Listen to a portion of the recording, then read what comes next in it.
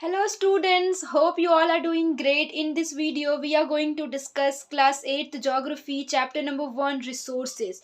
So the very first question arises in our mind is what is resources? So anything that can be used to satisfy a need. मतलब कोई भी valuable चीज़ जो हमारे needs को हमारे aspirations को fulfil करता है उसे सेटिस्फाई करता है उसे हम कहते हैं रिसोर्सेस। जैसे कि वाटर, अगर आपको प्यास लग जाए, ठीक है, अगर आपको प्यास लगे तो आपको क्या चाहिए, वाटर चाहिए। तो वो आपके क्या कर रहा है, आपके प्यास को फुलफिल कर रहा है, मतलब आपको ज़रूरत है पानी, पानी की ज़रूरत है, इसको फुलफिल कर रहा है कौन, रिसोर्स। वाटर एक रिसोर्स है। जैसे कि इलेक्ट्रिसिटी, हमें इलेक्ट्रिसिटी क्यों ज़रूरत है, हमें अपने होम में इलेक्ट्रिसिटी की ज़रूरत है, हमें स्कूल्स में ज़रूरत है, फैक्ट्री में ज़रूरत है, इंडस्ट्रीज़ में ज़रूरत है, तो हमें नीड्स है। वो हमें नीड्स को फुलफिल करता है जो रिसोर्स है। तो इलेक्ट्रिसिटी भी क्या हो गया, रिसोर्स। जैसे कि रिक्शा हो गया, अगर आपको स्कूल से घर तक आना है और आपको नीड है तो आप नीड को फुलफिल कैसे करेंगे, आपके पास कुछ नहीं है, बाईसाइकिल नहीं है, साइकिल नहीं है, बाइक नहीं है, तो आप घर कैसे आएंगे, बाय रिक्शा ही आएंगे। तो रिक्शा भी हमारे लिए एक रिसोर्स हो गया, एक वैल्यूबल रिसोर्स, जिससे हम अगर उस मतलब कोई भी चीज़ जिसका वैल्यू हो, ठीक है ना, जैसे कोई भी चीज़ हम यूज़ कर रहे हैं, कोई भी रिसोर्स जो यूज़ कर रहे हैं जिसका वैल्यू होता है उसे हम क्या कहते हैं, रिसोर्स कहते हैं। जैसे कि वाटर, वाटर हम यूज़ कर रहे हैं उसका वैल्यू है, अगर वाटर ख़त्म हो जाएगा तो लाइफ इज़ नॉट पॉसिबल। अगर इलेक्ट्रिसिटी है और वो ख़त्म हो जाए तो हमें एनर्जी एनर्जी कहाँ से मिलेगी। तो जिन जिन चीज़ों की हमें ज़रूरत है और जो हमारे नीड के अकॉर्डिंग उसे सेटिस्फाई करता है उसे हम क्या कहते हैं, रिसोर्स कहते हैं। क्या कहते हैं, रिसोर्सेस कहते हैं। तो टाइम के साथ साथ देखिए, एंशिएंट टाइम में जो शुरुआती दौर में जो लोग आए सबसे पहले, वो लोग कैसे रहना शुरू किए, वो नेचर पे डिपेंड रहते थे। उनको कोई मतलब नहीं था टेक्नोलॉजी से, उनको कोई मतलब नहीं था फायर से, या फिर व्हीकल क्या होता है, गाड़ी क्या होता है, या फिर लग्जूरियस लाइफ क्या होता है, उनसे उनको कोई मतलब नहीं था। उनको सिर्फ मतलब था नेचर। वो टोटली नेचर पे डिपेंड थे, वो नेचर से ही खाना लेते थे, नेचर के ही द्वारा वहाँ पेड़ पौधों में ही वहीं पे उसी से यूज़ करके सोया करते थे। और हर वक़्त फ़ॉरेस्ट में ही रहा करते थे। अपनी सारी ज़रूरत की चीज़ें वो फ़ॉरेस्ट से ही यूज़ किया करते थे। लेकिन टाइम टू टाइम क्या हुआ, टेक्नोलॉजी आया और लोग लोग क्या किए, जैसे हम ह्यूमन बीइंग्स, हमारे अंदर स्किल्स है, हमारे अंदर स्किल्स है, हमारे अंदर आइडियाज़ है, हमारे अंदर ब्रेन है। हम उसको यूज़ करके टाइम टू टाइम और टेक्नोलॉजी को इन्वेंट करके, अच्छे से अच्छे टेक्नोलॉजी को यूज़ करके हम बहुत सारे सब्सटेंस को किस में बदल दिए, रिसोर्स में बदल दिए। जैसे कि for example discovery of fire. पहले फायर नहीं था, लेकिन फिर डिस्कवरी ऑफ फायर हुआ तो इससे हम कुकिंग कर सकते हैं, और भी फायर का बहुत सारा यूजेस है। तो इससे क्या हो गया, हमारे लिए रिसोर्स रेडी हो रहे हैं। जैसे कि फायर हमारे लिए रिसोर्स है जो कि पहले नहीं था, टाइम टू टाइम डेवलप हुई है क्या, फायर। जैसे कि व्हील का इन्वेंशन हुआ तो न्यू मॉडल ऑफ ट्रांसपोर्ट आया। जैसे पहले बुलक कार्ट हुआ करता था, फिर धीरे धीरे bike bike car, motor car, फिर बहुत सारे, अभी तो आपके पास अनलिमिटेड लग्जूरियस और बड़े बड़े अच्छे अच्छे कार है। तो व्हील का अगर इन्वेंशन नहीं होता तो हमारे पास क्या, जो अभी नए नए रिसोर्स है हमारे पास, जो बाइक है, कार है, मर्सिडीज और जितने सारे गाड़ियां हैं, अगर व्हील का इन्वेंशन नहीं होता तो क्या ये रिसोर्स हमारे पास होता, नहीं। तो टाइम के साथ, अब टेक्नोलॉजी के साथ हम क्या करते हैं, बहुत सारे सब्सटेंस को यूज करके हम उसे रिसोर्स में बदल देते हैं। जैसे कि इलेक्ट्रिसिटी, पहले हमारे पास इलेक्ट्रिसिटी नहीं था, लेकिन अब हमारे पास इलेक्ट्रिसिटी है, और इलेक्ट्रिसिटी एक बहुत इंपॉर्टेंट रिसोर्स है, क्योंकि इलेक्ट्रिसिटी हमें एनर्जी प्रोवाइड करता है। विदाउट एनर्जी इंडस्ट्रीज नहीं चल सकती, हमारे घर में लाइट्स नहीं होंगे। तो electricity is very very important. तो रिसोर्स का एक अल्टीमेट मीनिंग होता है कि जो भी आपके पास है, जो आपकी नीड को सेटिस्फाई करता है, जो भी आपकी ज़रूरत को पूरी करता है, अगर वो नहीं होगा तो आपका लाइफ कहीं ना कहीं पॉसिबल नहीं होगा। उसे हम क्या कहते हैं, रिसोर्स कहते हैं। जैसे कि वाटर, एयर, ये सब क्या है, रिसोर्स है। ठीक है। नाउ टाइप्स ऑफ रिसोर्सेज, कितने टाइप के रिसोर्स होते हैं। सबसे पहले मेनली तो नेचुरल रिसोर्स और मैन मेड होता है, लेकिन आपकी बुक में 3 दिया है तो हमें तीनों पढ़ना है। तो सबसे फर्स्ट होता है नेचुरल रिसोर्स, सेकंड होता है मैन मेड रिसोर्स जो मैन खुद बनाते हैं, ह्यूमन बीइंग, और एक होता है ह्यूमन, ह्यूमन खुद खुद एक रिसोर्स है। हम आगे समझेंगे कैसे, उसको पहले सब डिवाइड कर लेते हैं। नाउ जो नेचुरल रिसोर्स है वो भी सब डिवाइड है। जैसे कि अगर यूज़ के बेसिस में देखें तो नेचुरल रिसोर्स एक्चुअल रिसोर्स भी होता है और पोटेंशियल रिसोर्स भी होता है। अगर नेचुरल रिसोर्स के ओरिजिन में देखें तो एक होता है बायोटिक रिसोर्स, एक होता है अबायोटिक रिसोर्स। अगर नेचुरल रिसोर्स के स्टॉक में देखें, कितना स्टॉक है, कितना हमारे पास नेचुरल रिसोर्स है, तो एक होता है रेन्यूएबल रिसोर्स, एक होता है नॉन रेन्यूएबल रिसोर्स। अगर डिस्ट्रीब्यूशन देखें कि नेचुरल रिसोर्स कहाँ पे कितना है, तो एक होता है यूबिक्यूटस रिसोर्स और एक होता है लोकलाइज्ड रिसोर्स। आप घबराइए मत, अब एक एक करके सब पढ़ेंगे हम। तो सबसे पहले हम पढ़ेंगे नेचुरल रिसोर्स। तो नेचुरल रिसोर्स उन रिसोर्स को हम कहते हैं जो हमें नेचर से मिला है। जैसे नेचर से हमें क्या मिला है, वाटर मिला है। वाटर तो हम खुद बनाते नहीं हैं। नेचर से हमें क्या मिल रहा है, मिनरल्स मिला है, गोल्ड, सिल्वर, आयरन, ये सब जितना भी है, सब जितने भी मिनरल्स है ये हमें कहाँ से मिला है, नेचर से मिला है। एयर, एयर भी हमें नेचर से मिला है। तो जो भी रिसोर्सेज हमें नेचर से प्राप्त हुई है, जैसे कि एयर, वाटर, मिनरल्स, उसे हम डायरेक्टली यूज़ करते हैं, उसमें कोई भी अपना कुछ भी टेक्नोलॉजी यूज़ नहीं करते हैं, डायरेक्ट हम यूज़ करते हैं, उसे हम कहते हैं नेचुरल रिसोर्स। मतलब कि ऐसा रिसोर्स जो हमें डायरेक्ट नेचर से प्राप्त हुई है। तो नेचुरल रिसोर्स को अगर हम उसके यूज में अगर डिवाइड करेंगे on the basis of use, तो हम दो टाइप के नेचुरल रिसोर्स को यूज करते हैं। एक करते हैं एक्चुअल, एक करते हैं पोटेंशियल। अब एक्चुअल नेचुरल रिसोर्स क्या होता है, पोटेंशियल रिसोर्स क्या होता है, मैं आपको समझाती हूँ। देखिए, resource whose quantity is known we don't use in present. मतलब कि एक्चुअल रिसोर्स हम उन रिसोर्स को कहते हैं जिनके बारे में हमें मालूम है, जिनके बारे में हमें आइडिया है कि उन्हें हम कैसे यूज करना है। जैसे कि कोई रिसोर्स होता है, जैसे कि फॉर एग्जाम्पल अगर कोल है, तो कोल माइंस में हमें पता है कि उस कोल को कैसे हमें यूज करना है। तो उस किसका एग्जांपल हो जाएगा, एक्चुअल रिसोर्स का यूज आएगा, जिससे हम प्रेजेंट में यूज करते हैं। देखिए, दो टाइप का रिसोर्स होता है, resource A, sorry resource one, resource two. तो ये रिसोर्स के बारे में हमें सब कुछ मालूम है, ठीक है। और इसे हम यूज़ करते हैं, इसे किस टेक्नोलॉजी से यूज़ करना है वो भी हमें मालूम है, इसे हम प्रेजेंट में यूज़ करते हैं, तो ये आ जाएगा एक्चुअल रिसोर्स में। और पोटेंशियल रिसोर्स में आ जाएगा कि उन रिसोर्स को कहते हैं जिनके बारे में हमें मालूम तो है, लेकिन हम ये नहीं समझ पा रहे कि उसे हम यूज़ कैसे करेंगे, इसीलिए वो हम फ्यूचर में यूज़ करेंगे, उसे हम प्रेजेंट में यूज़ नहीं करते हैं, इसीलिए उसे कहते हैं पोटेंशियल रिसोर्स। तो एक्चुअल रिसोर्स क्या है, जो हम जो हम प्रेजेंट में यूज़ करते हैं। जैसे कि रूर रीजन जर्मनी, वहाँ से कोल हम अभी एक्चुअल अभी प्रेजेंट में यूज़ करते हैं। जो हमारे डेक्कन प्लेट्यू इंडिया में है, जहाँ पे डार्क सॉइल है, वो अभी हम प्रेजेंट यूज़ करते हैं, एक्चुअल में यूज़ करते हैं प्रेजेंट में, ठीक है। तो वो हो गया एक्चुअल रिसोर्स। तो पोटेंशियल रिसोर्स क्या हो गया, जैसे कि यूरेनियम, हमें लद्दाख से यूरेनियम मिला है, लेकिन हमें टेक्नोलॉजी नहीं पता है कि उसे हम कैसे यूज़ करें या फिर उसका यूज़ क्या है, ठीक है ना। उसे हम फ्यूचर में यूज़ कर सकते हैं, ये हम समझ सकते हैं कि उसे हम फ्यूचर में यूज़ करेंगे, उसे हम कहते हैं पोटेंशियल रिसोर्स। एक और एग्जांपल देती हूँ जिससे आपको अच्छे समझ में आ जाए। तो 200 साल पहले क्या था, हमें पता था कि हाई स्पीड विंड से हम कैसे इलेक्ट्रिसिटी जनरेट कर सकते हैं, ठीक है। मतलब 200 साल पहले हमारे माइंड में आया कि हाँ, हम विंड के द्वारा इलेक्ट्रिसिटी प्रोड्यूस कर सकते हैं। लेकिन उस वक्त वो पोटेंशियल रिसोर्स था, उस वक्त हमें पता नहीं था कि कैसे करेंगे, लेकिन हाँ, हमें इतना मालूम था कि हाँ, फ्यूचर में कर सकते हैं। तो जैसे ये विंड, ठीक है, ये विंड मिल्स है, बहुत सारे विंड मिल्स होते हैं जहाँ पे इस तरह बहुत सारे होते हैं एक एरिया में। और विंड से क्या होता है, ये घूमता है और क्या प्रोड्यूस होता है, इलेक्ट्रिसिटी जनरेट होता है विंड विंड के वजह से, हाई स्पीड विंड के वजह से। तो ये हमें पता था 200 साल पहले कि हाँ, हमें ऐसे यूज़ करना है, लेकिन हम उस वक्त यूज़ नहीं करते थे। तो वो उस वक्त क्या था, उस वक्त था पोटेंशियल रिसोर्स। लेकिन आज हम यूज़ कर रहे हैं, आज हमारे पास बहुत सारे विंड मिल्स है जहाँ से हम इलेक्ट्रिसिटी को जनरेट करते हैं, इसीलिए वो अभी हमारे लिए क्या बन चुका है, एक्चुअल रिसोर्स बन चुका है। उस वक्त हमारे लिए वो पोटेंशियल रिसोर्स था, लेकिन अभी हमारे लिए क्या बन चुका है, एक्चुअल रिसोर्स बन चुका है। तो एक्चुअल रिसोर्स उन रिसोर्स को कहते हैं जिसे हम प्रेजेंट में यूज करते हैं, और पोटेंशियल रिसोर्स उन रिसोर्स को कहते हैं जिन्हें हम फ्यूचर में यूज करेंगे। तो नेचुरल रिसोर्स के हम यूज़ के बेसिस में समझ लिए कि कैसे होता है। अब हम समझेंगे ओरिजिन के बेसिस में। तो ओरिजिन के बेसिस में भी जो नेचुरल रिसोर्स है वो दो तरह से बटा हुआ है, जो रिसोर्स है वो दो तरह से बटा हुआ है, एक है बायोटिक रिसोर्स, एक है अबायोटिक रिसोर्स, ठीक है। बायोटिक रिसोर्स मतलब लिविंग रिसोर्स, जो रिसोर्स जी रहा है, जैसे कि प्लांट्स जिनके अंदर लाइफ है, जैसे कि एनिमल्स, ये क्या हो गए, बायोटिक रिसोर्स हो गए। अबायोटिक रिसोर्स जैसे rock, soil, minerals, water, air, ये सब क्या हो गया, अबायोटिक रिसोर्स, मतलब नॉन लिविंग रिसोर्स।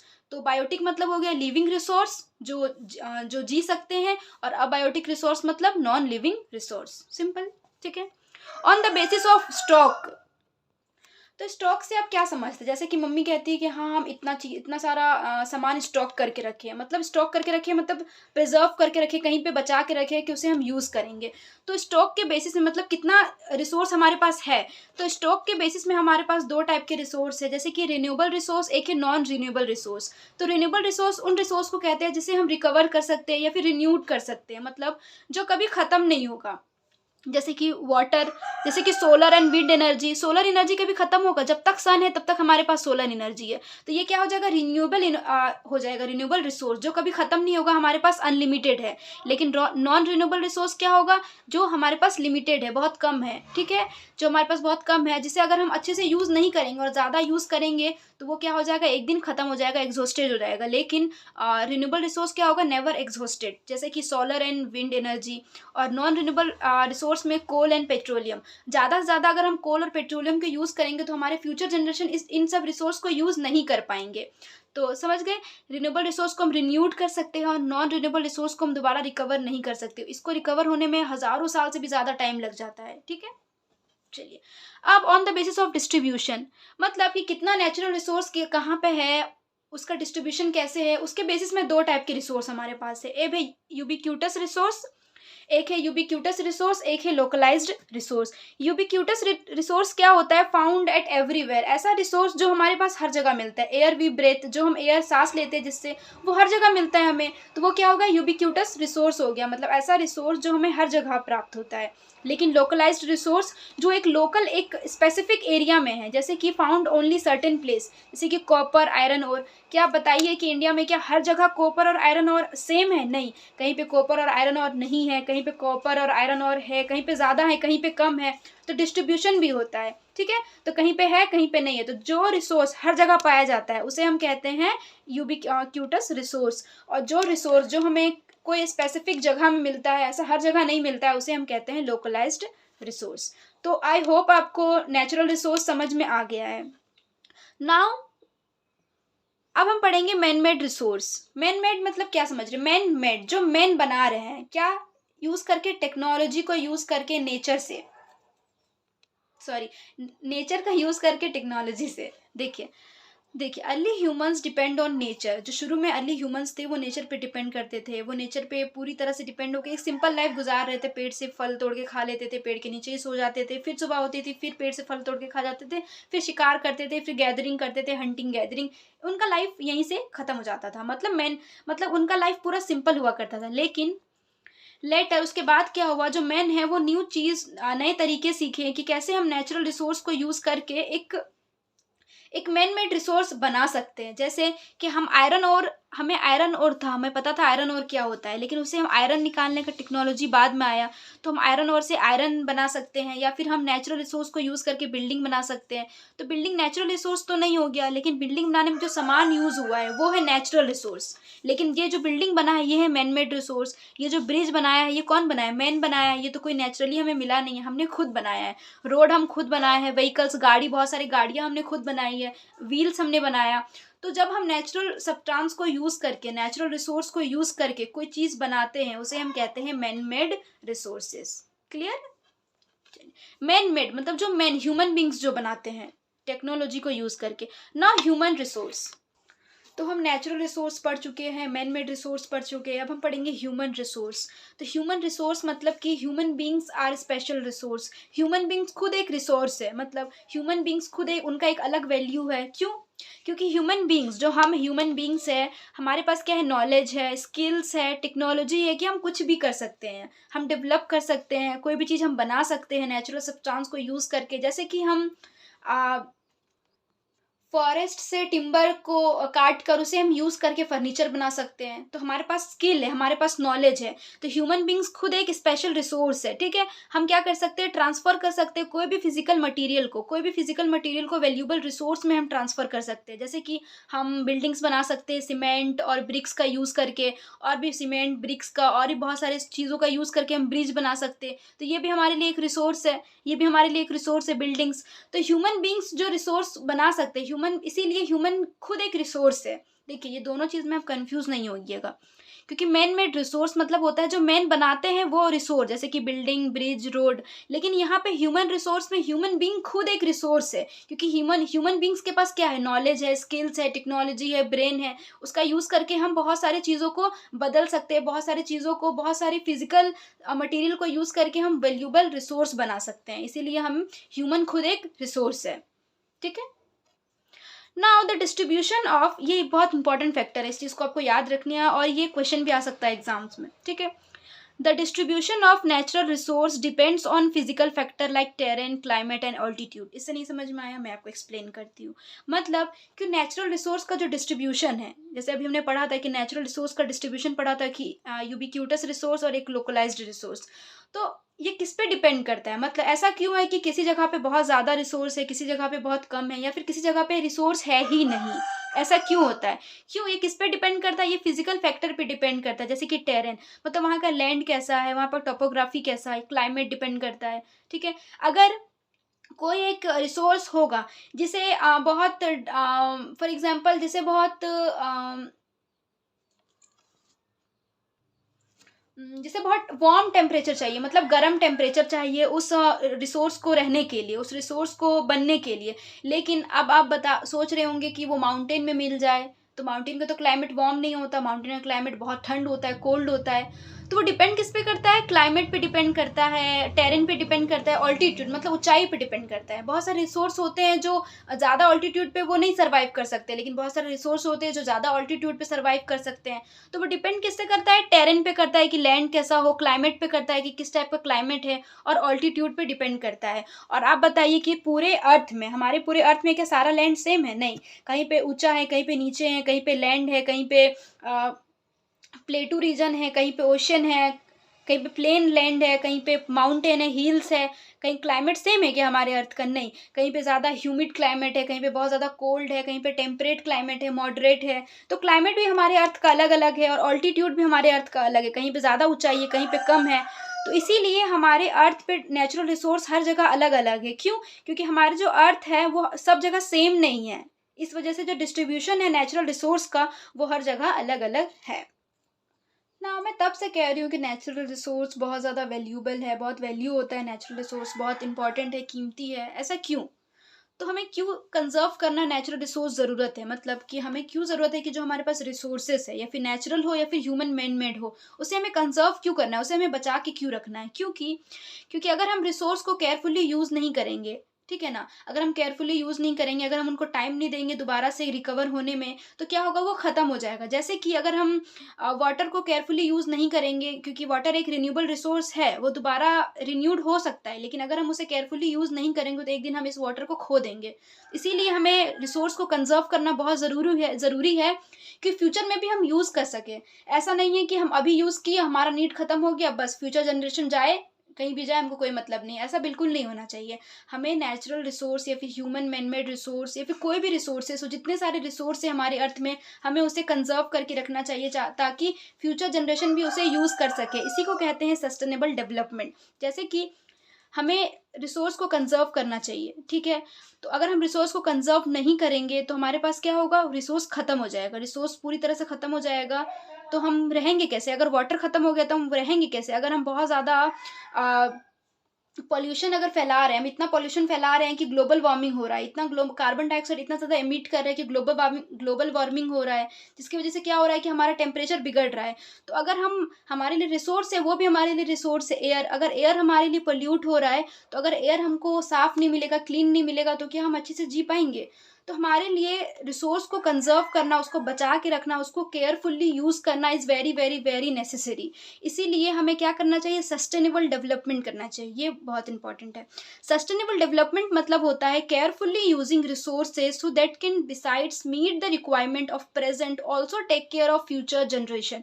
मतलब कि हमें नेचुरल रिसोर्स को या फिर कोई भी रिसोर्सेज को हमें ऐसा यूज़ करना चाहिए कि हमारा अभी का भी नीड पूरा हो जाए। जैसे कि अगर वाटर है आपका, अभी अगर एक फॉर एग्जांपल, मैं आपको एग्जांपल से समझाती हूँ। लेट्स सी, आपको अगर एक बाल्टी पानी में आपका काम हो जा रहा है, तो आप क्यों 4 से 5 बाल्टी पानी वेस्ट करेंगे? ये तो बिल्कुल गलत है। तो आपका अभी जो प्रेज़ेंट जो फुलफ़िल हो जा रहा है नीड, उस अकॉर्डिंग हमें अपने रिसोर्स को यूज़ करना चाहिए, ताकि जो फ्यूचर जनरेशन के लोग आएँगे, वो भी इन रिसोर्स को यूज़ कर सकें। जैसे कि अगर हम पेट्रोल और कोल को इतना यूज़ कर लिए कि ये ख़त्म हो गया, तो फ्यूचर जनरेशन करेगी क्या? ये भी टेंशन वाली बात है। फ्यूचर जनरेशन को भी तो चाहिए, उनको भी तो कोल चाहिए, उनको भी तो पेट्रोल चाहिए, ठीक है? तो अब बताइए कि आप सस्टेनेबल डेवलपमेंट करने के लिए रेडी है, मतलब कि आप सस्टेन करेंगे, जो रिसोर्स हमारे पास है उसे बचाने के लिए रेडी है। तो कुछ तरीका है जिससे आप रिसोर्स को बचा सकते हैं, जैसे कि रिड्यूसिंग कंजप्शन, मतलब हम कम से कम यूज़ कर सकते हैं। अगर जितना हमें ज़रूरत है उतना यूज़ करेंगे तो काम हो गया। हमें रिसाइकिल अगर करेंगे, उसको रिसाइकिल करवा देंगे या फिर दोबारा से यूज़ करेंगे, जैसे कि अगर आप कोई पानी यूज़ कर रहे हैं एक बार कुछ काम करने के लिए, तो फिर उसे आप पौधों में डाल सकते हैं। तो हम रिसाइकिल कर सकते हैं, रीयूज़ कर सकते हैं। इससे क्या होगा, सस्टेनेबल डेवलपमेंट होगा और हमारा जो भी रिसोर्स है वो केयरफुली प्रिज़र्व करके हम रख सकते हैं, उसे हम बचा सकते हैं। So everything is clear, I hope that is it for today. मिलते हैं नेक्स्ट वीडियो में। बाय, जय हिंद।